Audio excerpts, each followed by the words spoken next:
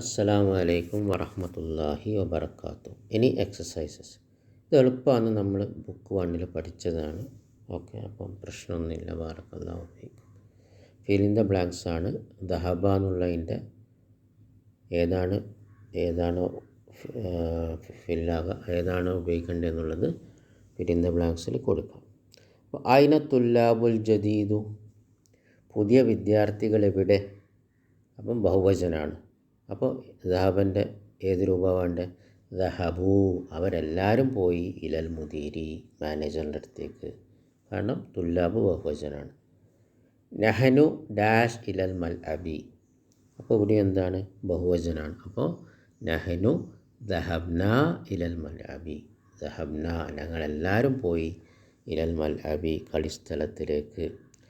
ഐന ഡാഷ് ബാദദ്ദർസി യ ഇഖ്വാനി, സഹോദരന്മാരെ, പാഠത്തിന് ശേഷം എന്ന് പറയുമ്പോൾ എന്താ? ബഹുവചനാണ്. അപ്പോൾ അയിന ദഹബ്തും, നിങ്ങളെല്ലാവരും പാഠത്തിന് ശേഷം, ക്ലാസ്സിന് ശേഷം എങ്ങോട്ട് പോയി സഹോദരന്മാരെ? അ ഡാഷ് ഇല സൂക്കിൽ യോമ യ അബി, അപ്പോൾ ഏകവചനാണ് അല്ലേ? എൻ്റെ ഉപ്പ ഇന്ന് സൂക്കിലേക്ക്. അസഹബ്ത, നീ പോയോ, നിങ്ങൾ പോയോ? അസഹബ്ത, നിങ്ങൾ പോയോ?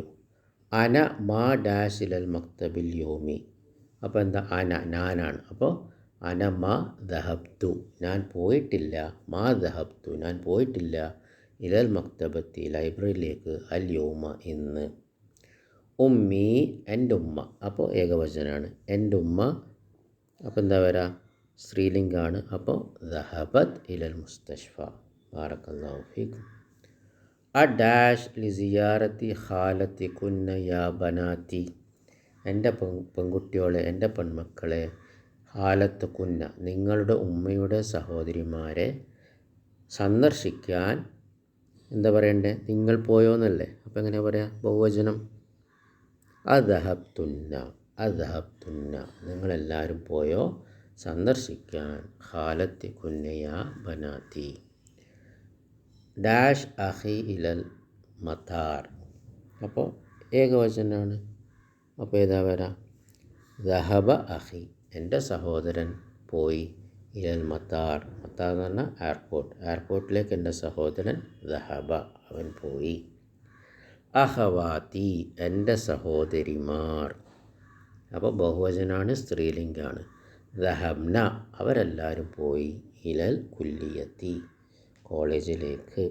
ഇതിൻ്റെ ആൻസർ, ഉത്തരം ഞാൻ താഴെ പോസ്റ്റ് ചെയ്യും ഇൻഷാ അല്ലാഹ്. ഡാഷ് അ ഡാഷ് ഇലൽ മദ്രസത്തി യ ആയിഷത്തു, ആയിഷ മദ്രസയിലേക്ക്.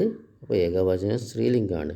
അദഹബ്തി, മദ്രസയിലേക്ക് നീ പോയോ ആയിഷേ. ബാറക്കല്ലാഹു ഫീക്കും.